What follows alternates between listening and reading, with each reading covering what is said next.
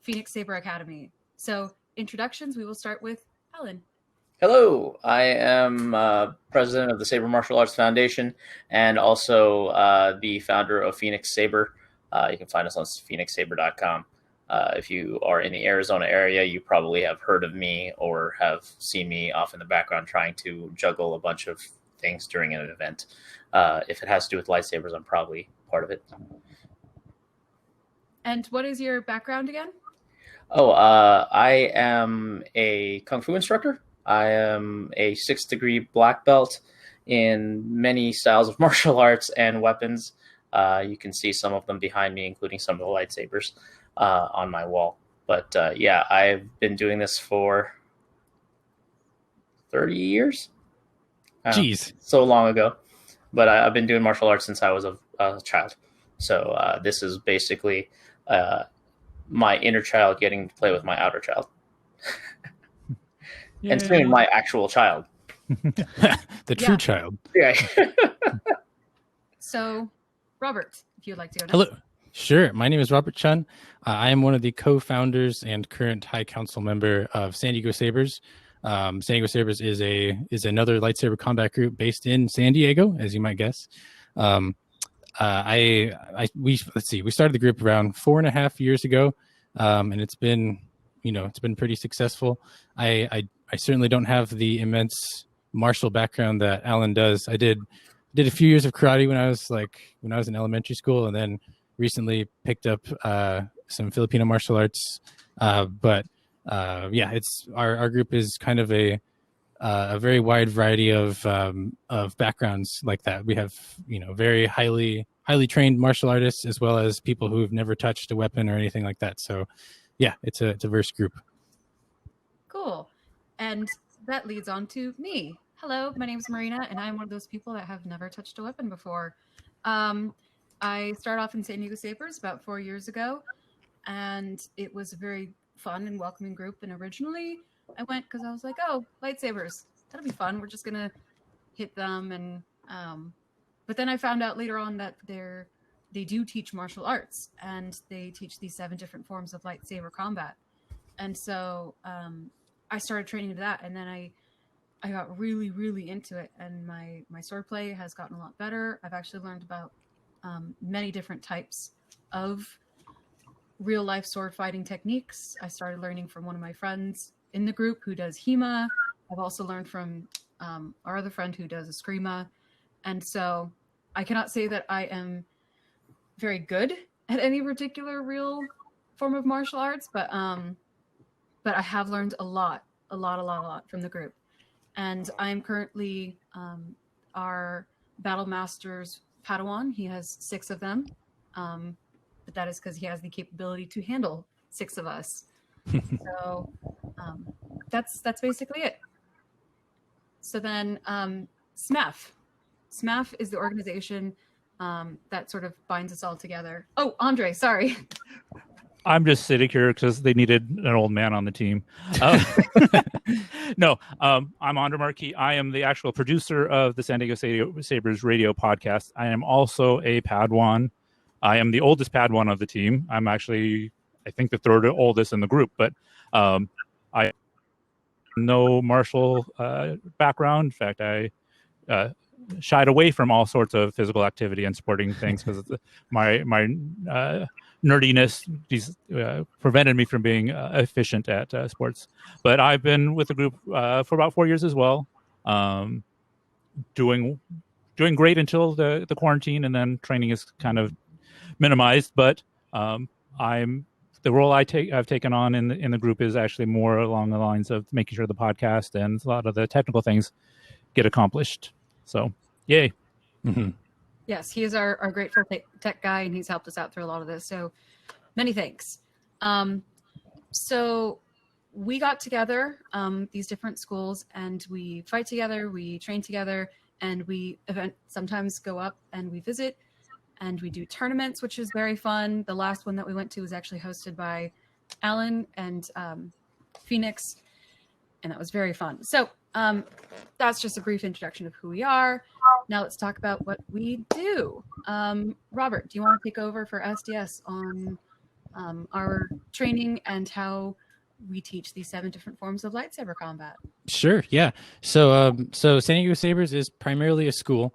What we do is we meet regularly. Well, pre-pandemic, we meet regularly, and we train each other in the 7 forms of lightsaber combat. And if you're not familiar, that's basically what we're going to go over today. Are these 7 forms of lightsaber combat, which in Star Wars canon are the various styles of lightsaber combat that are practiced by various Force users and lightsaber wielders, and they all have basis in real world, human various fighting styles. And so the 7 forms of lightsaber combat. There was a book published called The Jedi Path, which 3 of our presenters have right now, and I can't find my copy, but it's a good book. And if this is something that interests you, we highly recommend you get it. But yes, the 7 forms of saber combat are explained in this book and in various other places within the Star Wars universe. So what we do at San Diego Sabers is we draw upon the published content as well as the experience of our members, particularly of our battle master, whose name is Eric Main, who has many years of training in various bladed combat disciplines, and we basically we practice and train and fight with those forms in real life, and it's a lot of fun. So today we're going to be basically going over the 7 forms, what makes them unique, and maybe some of their applications, and try to leave some time at the end for questions. Sure. Cool. I believe Fight Saber was a article in the Star Wars magazine in 2000. I want to say 2002, and that's when somebody actually laid out there are 7 different styles, and it was by the fencing coordinator and the stunt coordinator of episode 1, actually. I've never seen that article, but it's probably a good read. Yeah, it's pretty cool. I mean, everything you read in this book is basically what they say in there. It just basically has the overall basics and concepts of each style and what they came for. And it's kind of interesting because it's half real world, half this is why this form came about. Like if you were actually in the Star Wars universe reading a history book. Yeah. And that is something that you will find with these techniques, as though they correspond to real martial arts. They are morphed into the weapon. The weapon is a lightsaber, and so there are fencing techniques that can be used with a lightsaber. But at the end of the day, it is treated completely different because a fencing foil will respond differently than a lightsaber. And so what we teach is we do take some of the techniques from those real life martial arts, but we do at first and foremost believe that it is a lightsaber. If it touches you, you will get burnt. So we have to treat it like the weapon it is. So absolutely, that's really important in our schooling. Two of the distinguishing factors between a lightsaber versus most other types of bladed weapons in the human world are a lightsaber cuts at any angle. There's no like single or double-sided blade on a lightsaber. So any contact with the side or the back of the weapon, would result in a cut using a lightsaber versus it would not with the traditional human sword. Another thing is that 99% of lightsabers in canon do not have a guard or a suba, whereas a good number of human weapons do have that. Real world weapons do have that. So an interesting thing to see is when people who are used to training with that, with weapons that do contain a suba, transition to lightsabers, it's, you can't rely on that anymore. So yeah, there's some important considerations with when you're training with a lightsaber versus, normal real world traditional swords. Absolutely. Of course. And before we get into the forms, a quick safety thing. When using lightsabers or fighting others, we do suggest equipment, and by suggest I mean require. Our school uses fencing helmets and gloved protection. It has to be as thick as at least lacrosse gloves. We don't do motocross gloves or things like that, and that is because, as he just explained, hand shots are a pretty common thing. It is the when you take a guard, it is the first thing that is presented, and it is the furthest from your body. So it's really important. And when fighting with fully contact lightsabers that you can get from Ultra Sabers, Saber Forge, Vader's Vault, they hurt. They're polycarbonate tubes, and they are aluminum, and they are a weapon that should be treated like a weapon. Indeed. So, yeah, I guess real quick, we should probably make the distinction. SMAF is strictly not a choreography group. We basically we are full contacts, combat groups. So what we're going to be going over is not basically choreographical usage of the forms, but actual, combat usage of the forms. And so, yeah, if any of you want to try this at home, safety first. Get your safety gear whenever you're, at the same time or before you get your combat lightsaber, because we'd see our particular group, Sango Sabers, has been around for 4.5 years.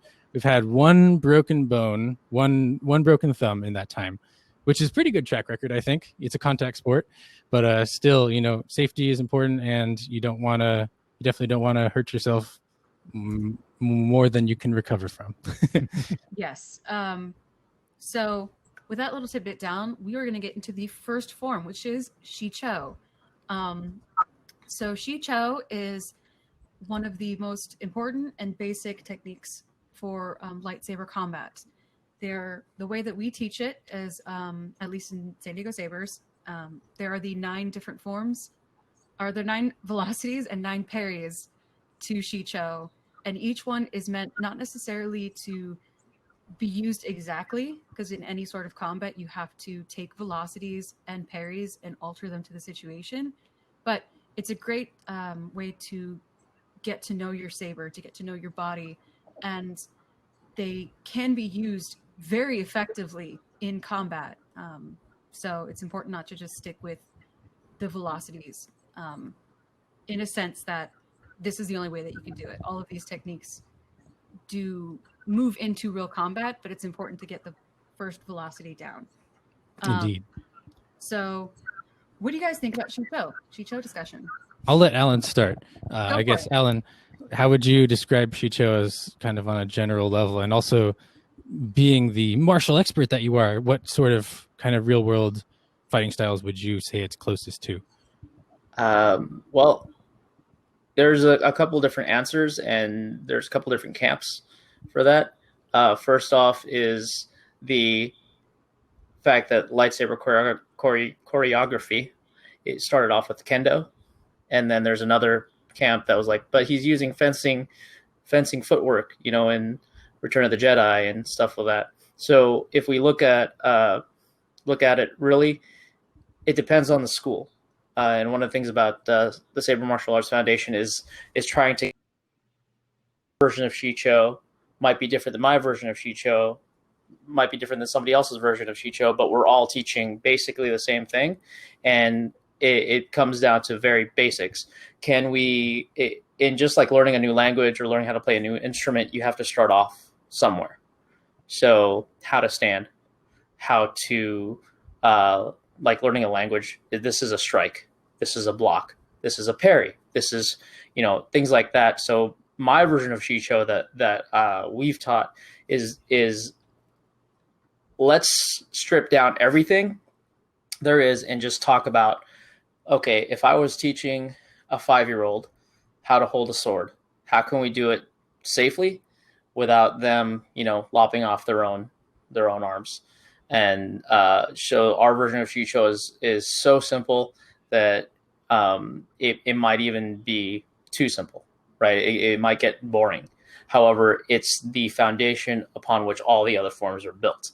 So, even how you stand and how to block, like I tell people that, if you're going to block, you're just basically going to build a house. It's coming to the high part, you block with the roof of your house, right? If it's coming from the side, you block with the walls of your house, and then you sweep the porch, very Mr. Miyagi like. But that's the whole idea. Is can I just say, this is the foundation, this is the trajectory that the attack is coming from. Can I protect myself with that? And again, a lot of it is very much simplistic to the point where hopefully you get it the first class, and then you can keep on working on it, of course. But if you get it the first class, that means you can just jump to the next one, next point. And there's so many different ways and extra techniques and things like that to make it a little bit harder.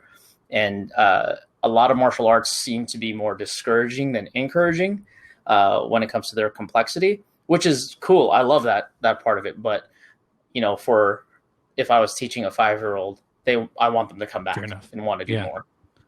And then that's kind of how our Shicho at Phoenix Saber is.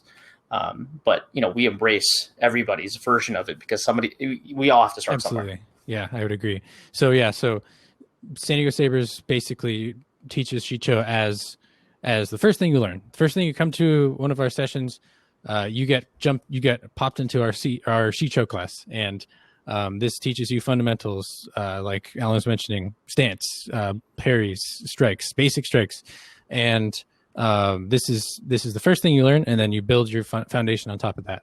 And I guess we didn't really talk about our progressions, within our schools, but basically with San Diego Sabers, you become proficient in Form 1 Shicho, and then after that you are allowed to select a form that you want to specialize in. That's not Shicho. And after that, you can start training in that form and become a Padawan beneath a knight or master.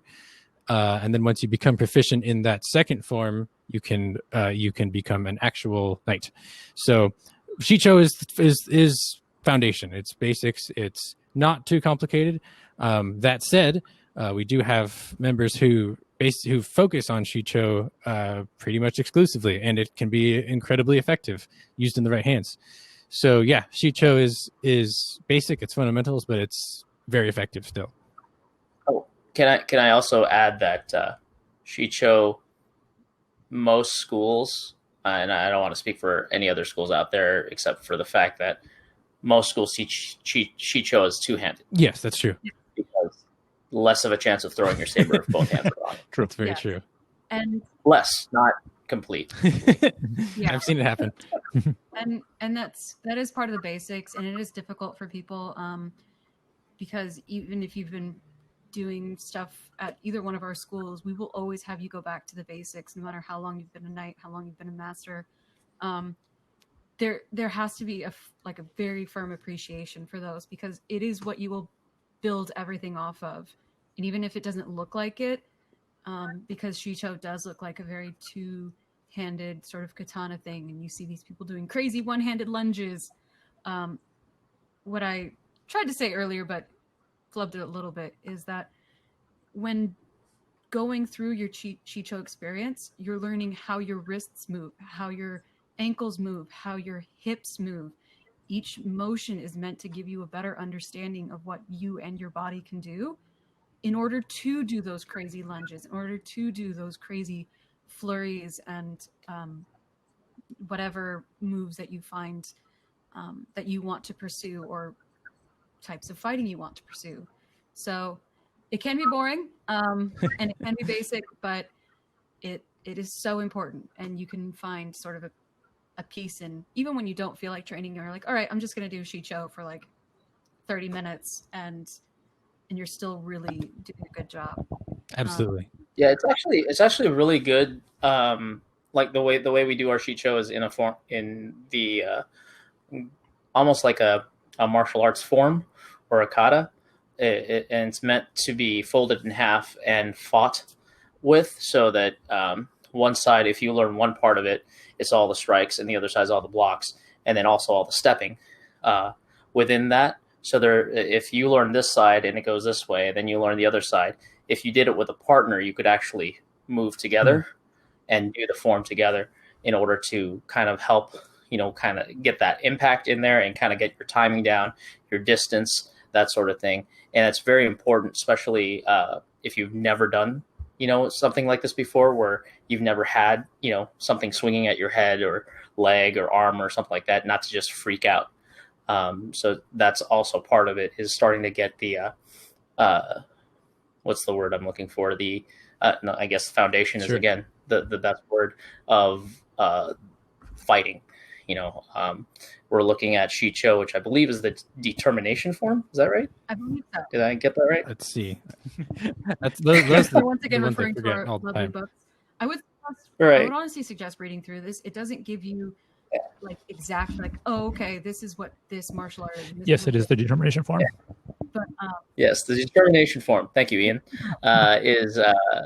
It's meant for you to learn your determination, to learn if this is something you want to do, as well. It's one of the tenets in a lot of martial arts schools is that when the student is ready, the teacher appears. Right.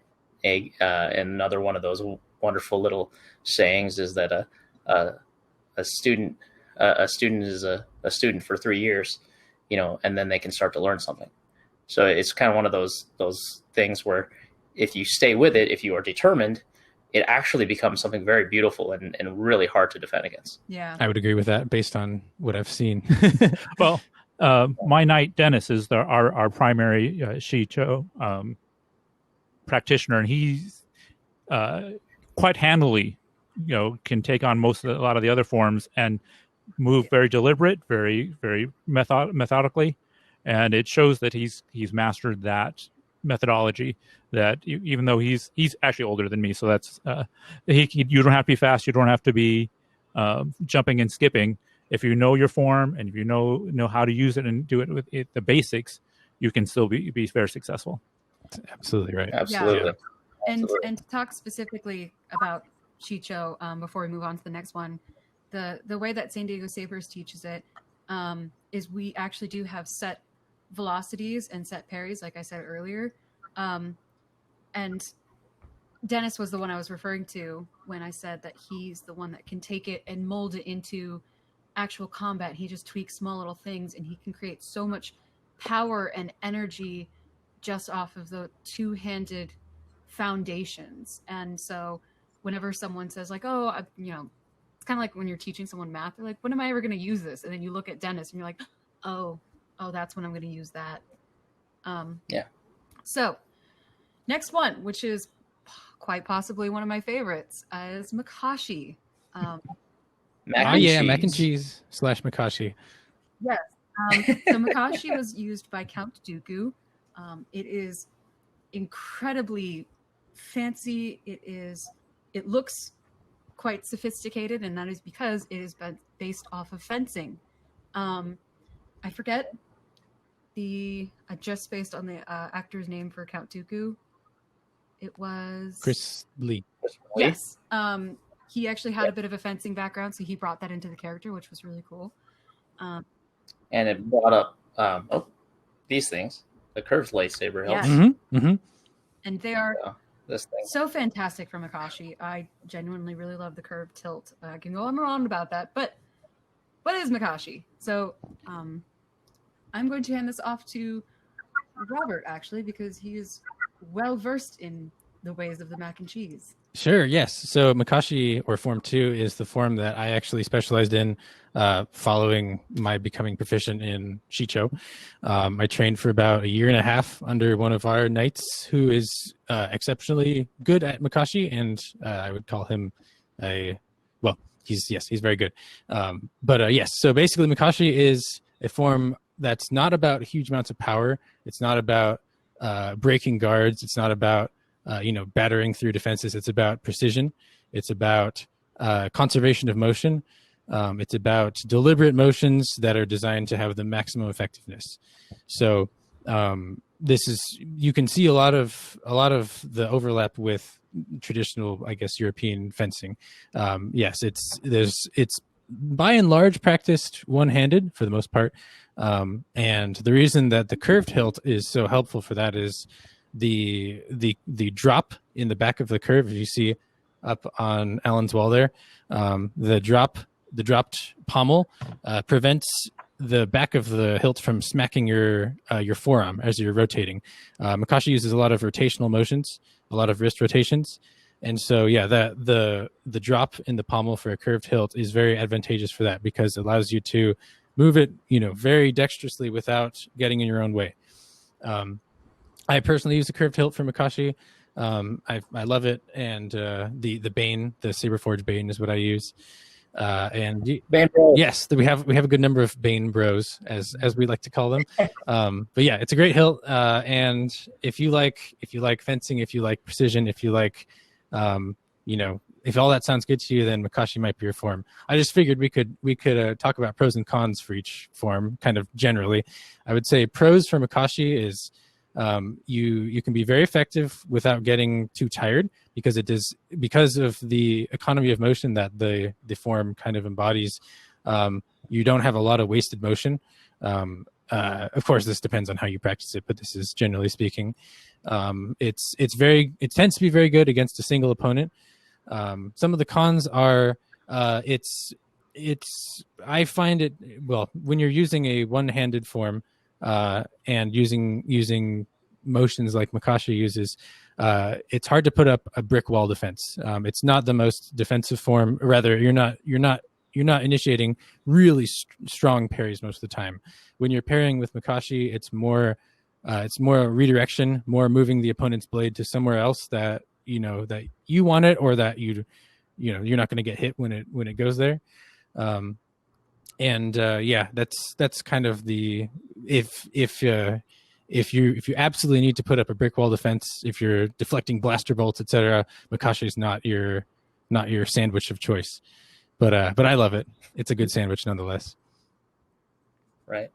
So mac and cheese, or Makashi, is very much a lot of times is going to be one-handed, but there are two-handed techniques as well. If you watch the Christopher Lee fights in the second and third movie, they are they are a mixture of fencing and also a couple of swinging, like rapier techniques, and like a lot of little tidbits of like Italian side sword are in there as well. But because of the curved hilt, like Robert says, there's a lot more finesse that has to happen with it. A lot of it is going to be more positioning of your body, because inches count. It's true. Just like the best Makashi practitioners are just out of the way. Just like watching a good fencing match, like you blink and somebody got hit. That's just how it works. Or somebody just overextended just too far, and then they paid for it. So that's kind of the thing. The pros, right? The cons are, well, it's one-handed, so somebody with two hands or enough power can knock that out of your hand, or throw your blade off the wrong angle. And it is meant a lot for like one-on-one. So it's a lot harder to fight multiple opponents with it. Not impossible, but still, it's more of your footwork than anything. So Makashi, I think, has the best footwork, because if you do it correctly, you can actually corral people into a single file line if you do it right. If you're fighting more than one person, but that takes a lot of finesse and a lot of dancing. Fair enough. Absolutely. And so Makashi it is called the contention form, I feel. So. Oh yeah. So Makashi is the form that I'm learning, and I'm still a Padawan, so I'm working on it. But part of the reason why I chose it was, again, the stuff that they stated, but it doesn't take a lot of brute strength. It is a lot about positioning, waiting, finding that good spot, and at times you can use their power almost against them. And it's really good for getting in and out of someone's guard, because it is such a it is such an aggressive form, and it can be such an aggressive form that you can get into their space and then quickly lunge out of it. And it is that game of inches. The one downside, though, is due to the fencing footwork, you can get stuck in a very linear game. And if you're going up against someone who makes a lot of lateral movements, you really have to adjust and be aware that, again, back to that conversation of we have to alter certain forms so that they are a lightsaber combat technique. In fencing, you're always facing someone that's doing a lot of lateral motions too, but sometimes you'll be up against someone that's circling around you, or forces you to break that lateral motion. Yeah, if we want like a real world analog, rapier is a really good analog for it, because the rapier motion is to actually not really cool like rapier fights I find is where the tip of your rapier hits your opponent, but your blades are still touching, which is really cool. But there are plenty of other ones. The Spanish have a espada y daga, which is basically sword and dagger in a circle. There's a small circle martial art of it where you basically have to stay in the circle. So your footwork is very important, and you only actually have, a dagger and a rapier, or basically a longsword, and you just fight. And you fight and you fight, and those matches can last forever. But it is the game of inches. It is a game of who hits first.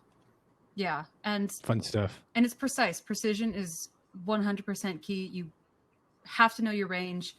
You have to have a decent amount of perception to know where your target is going to be, and the precision to hit it constantly. And I very much applaud Doug and oh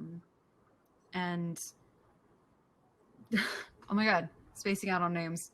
We have a few Makashi practitioners. Yeah, we do. Practitioners. Eric, as well as yourself, they can almost always hit the exact same target over and over and over. And by the end of the fight, you realize that one spot hurts. It's the spot that they hit 3 or 4 times. Yeah. The best fencers I know can hit like something about the size of an eyeball, like the size of a quarter. They can hit that, from full distance, 10 times in a row. And one of the things that I was taught was to take a ping pong ball and dangle it on a string, and take two maybe 3 steps away from it and see if I can hit it over and over again, and that's tough. To hit it 10 times in a row is like your master level. It's a great exercise. The other one that was super fun was the technique where you draw a circle on a wall and you have to sit there with your blade and draw the circle out perfectly with your arm fully extended and just be able to create a full perfect circle over and over and over and over again until eventually you take that tape off, and then you're able to just create perfect circles over and over, because all of the techniques, at least the ones that we teach, usually stem from circular in motion. Yes, there's absolutely. a lot of other motions, like it's tough to sit here and talk about every last little thing. But we only have an hour. We do, sadly. So we should probably move on to Form 3. Yes. So Form 3 is also one of my favorites. It is the defensive form. It is creating the wall. It's commonly known as the Eye in the Storm, which I think that's cool in general. And the whole mentality behind it is while everyone and everything rages around you, you stay calm, collected, and you face the rage of other people. And I really, really like that. My biggest skill is perception, so I can usually tell when someone's going to attack and in what direction. And so being able to see that and create my defense and just wait patiently for my in for when they make a mistake, and then that's when I go into that motion. However, in canon, Surisu is not an offensive form. So no, it's just very sassy. Very sassy. Definitely. Because, the master of Surisu is Obi-Wan Kenobi. And hello there. It's very demoralizing to be fighting a Surisuist because they're just walling you out and you're like, okay, well, this is life now. So usually you have to pair it though with something offensive to assist with that defense. So what I'll do is the Makashi Surisu. We have some that are Gemsu Surisu. Usually just have to pair it off. But Robert. Well, the idea is resilience, right? It's the resilience form. So if we're looking at a wall of defense, then it would be basically fighting multiple opponents, being able to block and not get hit, Mhm. or step away and not get hit. But the definition of a good defense is not getting hit, right? So Sure. that's the idea of Sarissa. So being able to have the foundation of Shicho built in with extra footwork from Makashi turning into Sarisu, you can start actually doing different things. So in the Phoenix Saber, we do a version of what's called Tiger Tornado Broadsword, which is a Chinese broadsword style, which is meant to be fighting on a battlefield full of people. So you're blocking all directions. You're attacking all directions. In as soon as you block, it turns into an attack, which could also turn into a block. So a block is an attack, is a block is an attack, is a block. So that's kind of the version we went for. And there are so many different ways to learn and do it. We play a game called Escalation, where you start fighting one person, then 2 people, then 3 people, then 4 people, then 5 people. By the end of it, you're surrounded by 8 people, and you're doing the same motion, with each person, but also being able to stand and step in different ways, so you're not getting hit by everybody else. Yeah. So that's kind of the idea that we go Sounds for. like a fun, painful game. It actually does. Yeah, we do something kind of like it, but not necessarily. But it's, regardless, having a good defense is a good idea, but Sarisu just really hones in on defense becoming a part of their offense. And they usually like to wait patiently for you to make a mistake. Mm-hmm. But it's true. Yeah, and that's the hardest part for most people that are starting off, is the fact that you have to have a good defense. Sometimes there is no offense. Yeah. But a form that is quite the opposite and not known very much for its defense at all is Ataru. So yes, indeed. Ataru is known as the aggressive form. It's constant motion. It's flowing. It is a constant state of movement. Usually an Ataru user does not stand still. Their blade is in constant motion, whether it's, they're using it to keep their bodies warm, or they're using it as a bait, or they're using it as a distraction. It's just a constant flow of motion. And so the upside to that is that constant motion makes it very difficult to get into their range. It makes it difficult to get into their space. But sort of the downside is it takes up so much energy. It's very entertaining when a Sarisu person fights someone that does Ataru. I think that is the best matchups that I've seen, because they cancel out each other's upsides and downsides. We forgot to mention it because I've moved on too quickly, but for Sarisu in its defense, it does lack a lot of offensive capabilities, which we talked about. And the downside, yeah, you have to tire out your opponent. You have to tire out your opponent, but if your opponent doesn't tire out, then you're in trouble. Yeah.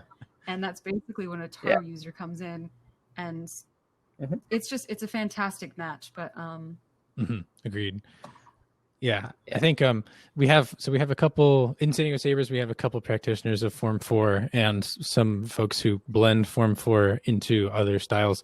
An interesting thing is we have multiple people who came from Filipino martial arts or Eskrima backgrounds who found it very natural to integrate the kind of continuous motions of Eskrima, various rotational motions and whatnot into using as Ataru. And I can tell you from experience, it is really darn hard to ascertain when a strike is going to come versus when they're just, whether a movement is a strike or whether a movement is just Ataru idling, and it sounds like, I guess in theory, it would, like, to me, I originally thought like, oh, this just seems like a bunch of wasted motion as a Makashi practitioner.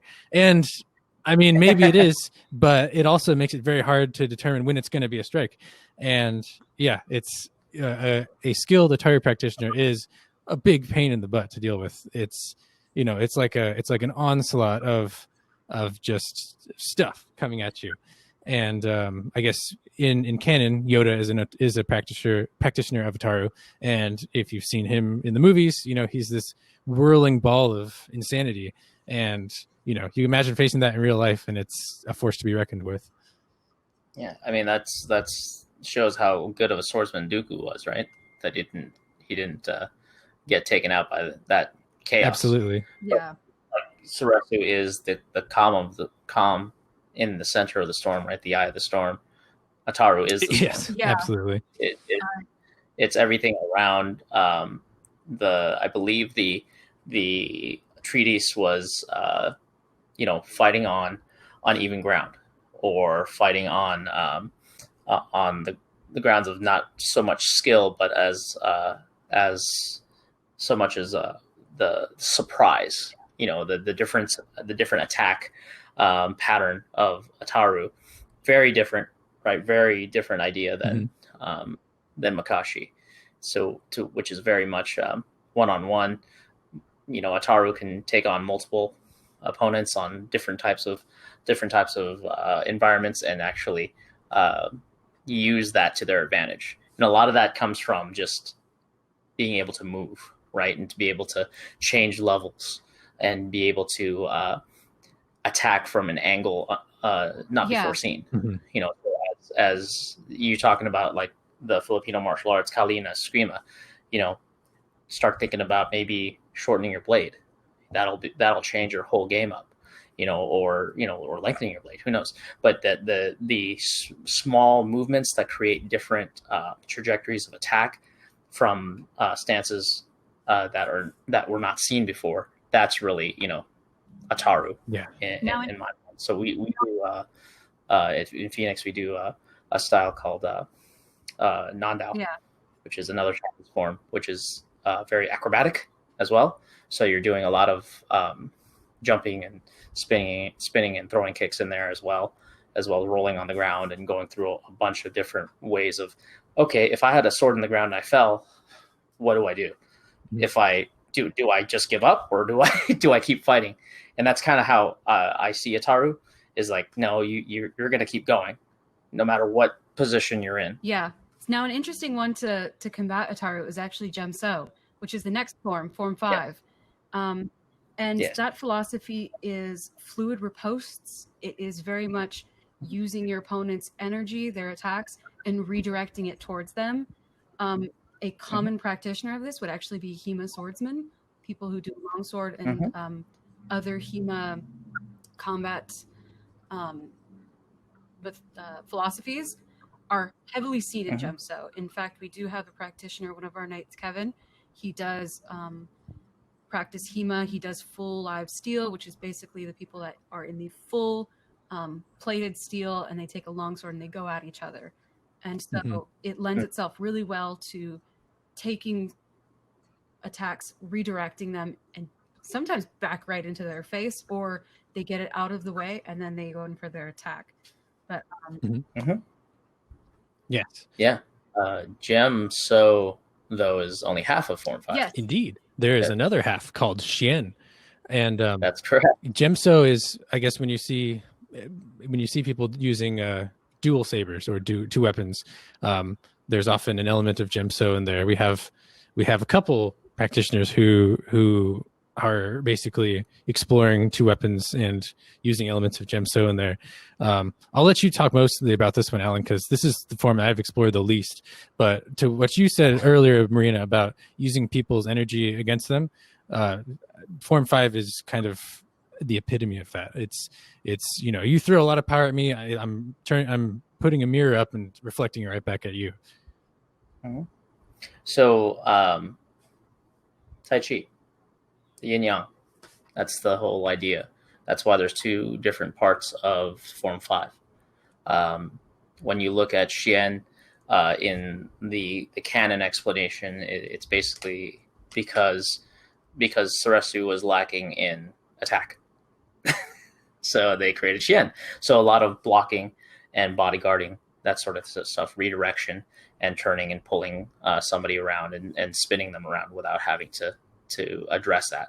And then Gemso is being able to, like you said, redirect the attack, use the angle of the blade to take your energy and strike it against you. So what we do is we teach again, a dual approach.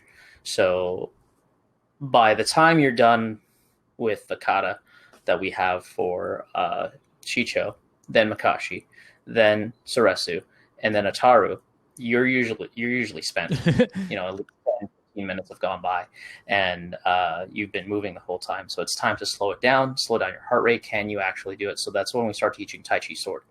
So to remember to breathe in, breathe out in the midst of moving, and actually, keep on going through gracefully and striking certain directions and everything like that, has a lot of the movement without expending a lot of energy. So you have the redirection and then the strike coming from no longer your wrist motions like in Makashi, or in your foot placement, or taking hard blocks in Suresu, or striking hard in Ataru, but it's just taking that motion that the opponent gives you, redirect it so it becomes your motion. And that's kind of our Form 5 and idea. So to play off of that building of all of your techniques into slowing things down, the next technique is the epitome of that, which is Naiman. Niman. I never is it Niman or Naiman? Because I thought it was Naiman. Depends on your religious affiliation. What part of the country they're from? What part of the galaxy? But, yeah. That would be the sixth form. I say mine with a Mustafarian accent. Mine, you uncultured swine. Yeah. I say mine with a Gungan, so But yeah, it's the I don't want to call it the lazy form because it takes a lot. Oh, you call that? But it's the master. What is Jack it? of all trades. Yeah. Yeah. Jack of all trades, master of none. Yeah. Right. I'm not really that great at all these other ones, but I know them all. Yeah. And so, I also call it. I mean, this is kind of self-depreciating, but I also call it the teacher's form because the teachers tend to have to know a little bit of everything in order to give the student the best. Okay, what if you go up against somebody that does this? What if you go up against somebody that does that? And every other question students come up with. Well, okay, let's take a look at it, and then you actually just by default as a teacher become a Naiman practitioner. Sure. And so yeah. the fun thing about Naiman is the adaptability. The adaptability is by far the best thing that you can come out of a Naiman practitioner, because when you're in a fight or when you're in a tournament, I would say that Naiman are perfect for tournament style combat, because if you go into a tournament and sometimes I'm a Makashi user and then I go up against an even better Makashi user, I'm just like, oh, this is all I've got. This is everything in the bag. That's a bad time. I can vouch for that. Yeah, like when you're going up against two fencing styles, you're like, well, I'm going to do my best and hope that maybe I can just outclass them, but I'm in their ring. Whereas someone who, as a practitioner of Naiman, sometimes they can bust out some Makashi and say, oh, this person's way better at Makashi than me, but I know what's really good to use against Makashi, so I'm going to use that aspect of my training. And so it is really good for teaching. It's really adaptable for fighting, but it does have that downside of, you have to spend all this time learning all of the techniques versus getting the opportunity to specialize in one specific thing. Mm-hmm. I think if I'm not mistaken, I believe this in canon, Naiman was the form taught to consulars because they were generally the people who spent the least time training in saber combat. Yeah. So they just said, oh, you need to be medium or moderately, capable at something. So here, just take this, and then maybe you won't die. But I would say, in our schools and our real world applications of it, it's the ability of a Neiman or Naiman user is entirely up to the individual. We have one or two incredible Naiman users who, jack of all trades, and then the proficiency of each one is unlimited. You could be amazing at Ataru, you could be amazing at Makashi, you could be amazing at Surisu, whatever. So it's not inherently a weaker form than any of the others. It just doesn't specialize nearly as much. Right, and that's the I guess the double edge point of it right? Is the fact that you can just kind of get lazy on one particular form because you have all the others. That's true. But in our school, we do that's the only time you start learning saber staff or double saber, Jarkai, and in certain, depending on who has one, a saber whip. But that's when you start to do the exotic forms in what we do in Phoenix, because now you can kind of take the foundation of all the other forms and then apply it to a separate weapon. So to wrap this up, because we are almost done, and we're just going to go over it briefly because we actually do not teach this form. The 7th form of lightsaber combat, Juyo. Bad word. Yes, bad word. So Juyo is actually a Sith form, and the reason why we don't really discuss it or talk about it much is it is meant to hurt. It first and foremost, it is meant to hurt someone. It is meant to break bones. It is meant to be in a really bad mindset. The main point of it is to get into a mindset where you want to hurt people, and that's not necessarily what our school is about. We do enjoy Siths, though. There are Siths in our group. We enjoy that aspect, but our Sith practices Makashi, and we just, there is a way to use the 7th form in a way that is not going to hurt people, but given its full body emphasis, it does really lend itself to injury, because you are supposed to use your entire body in every strike. You're not supposed to break your wrist when you go for a lunge. It's just pure ouch. It's just pure ouch. Pure ouch. There you go. Yes, well, that's accurate. Yeah, so Juyo is more about fighting for the sake of hurting the other person, and that's not, if you want somebody to come back to practice, that's not usually what you want to do. I'm here to play with lightsaber. Okay. However, I'm gonna point this out. Most of us that have been friends for a while do accidental Juyo. We do a technique from Juyo called Donmak. Mm-hmm. That's accurate. Which sounds Klingon, but it's in Star Wars, so it's not. It's basically just belittling their opponent and just talking trash, which we do because we know each other and we love each other. But it's kind of one of those things that if we didn't, oh man, it'd go rough really quick. Yeah, fair enough. And then I know people want to talk about Vapad and everything like that, but we unfortunately do not actually have force powers, so we can't take the dark side of the force on a feedback loop in order to hurt the other person. So sorry. And that is a problem with all of these forms. Right. Thank you. Yet. When we're fighting, some of the forms lend themselves to force techniques. We're like, actually, it's done this way. And we're like, okay, we get that. The last time I checked, I can't do like this. And well, we did call the thing real lightsaber martial arts. So yes, we didn't talk about real force powers. Yeah, that's accurate. Yeah, I will say there's within Sango Sabers, we've been around for 4.5 years, and no student has ever officially started learning Form 7. Our battle master has very selectively, taught a little bit here and there to one or two students, who were very curious and showed, a responsibility with their fighting. And I will say the only broken bone came out of an execution of Form 7. Yes. So yeah, it's not something we mess with too much, but we definitely respect it. Absolutely accidental, by the way. It was very much accidentally done. There are forms to Form 7, and it's just sometimes when you're training something, your brain just goes, oh yeah, this thing, and then you forget, like, oh yeah, we're not supposed to use that thing, which is a lot of times why we just don't even teach it to begin with, because when you're training for something, it's in the back of your head. It's always usually in the back of your head. And then when you get to the point where you're fighting and you don't have to think about what you're fighting, which is great. That's the place to be. Like, if you could just execute without thinking, but then sometimes you execute without thinking. So it's not even a trust you. You're too good at it. Something like that. It happens. Yeah. So for those of you that are wondering, yes, Kylo Ren picking up that guy with his saber hilt and slamming him to the ground, that is a version of Juyo.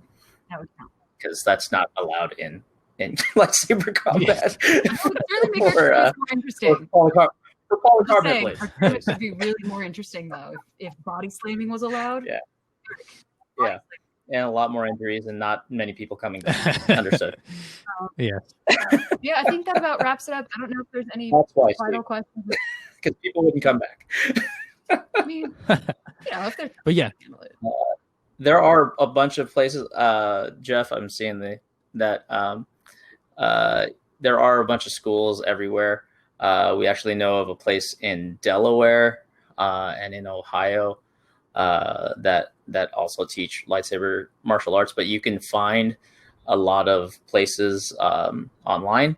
If you go to sabermartialarts.com, which is the Saber Martial Arts Foundation, a webpage, we can try to direct you best you can, or you can just find us on Facebook as well. And there are a ton of people that are willing to help, and some people that are, willing to drive out to come see you from Virginia, even if you live in Pennsylvania. Yeah. And something I'd say when you're shopping around for lightsaber combat groups is, like with anything else, especially with martial arts, make sure you choose a group that has responsible practices, that value safety, and that has members with I guess a good character.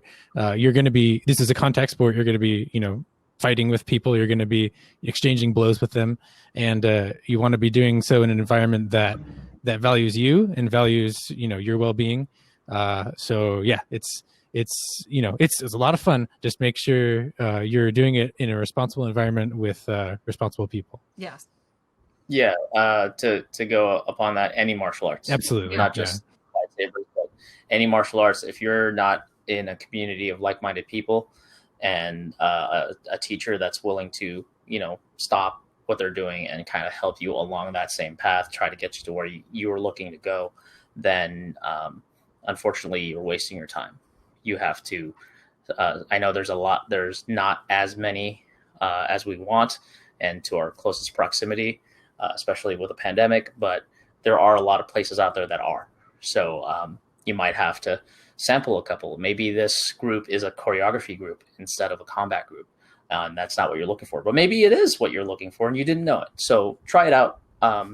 Make your own decisions based on that, and try to keep talking to the community because there's a ton of people out there that are really into this. Absolutely. So talk to them, see what they think about it. If you want to get a hold of us, Andre. That's where I come in. We are pretty much everywhere and on social media as SD Sabers. If you come across a hockey team that says SD Sabers, that's not us. There's a minor league soccer team in San Diego, or hockey team that is also San Diego Sabers. But we have our podcast that you can find us on almost all the major platforms. If you see our logo, everyone's sporting their gear. Our Twitter account is podcast_SDS. Our Instagram is SD Sabers. Our webpage is sandiegosabers.life.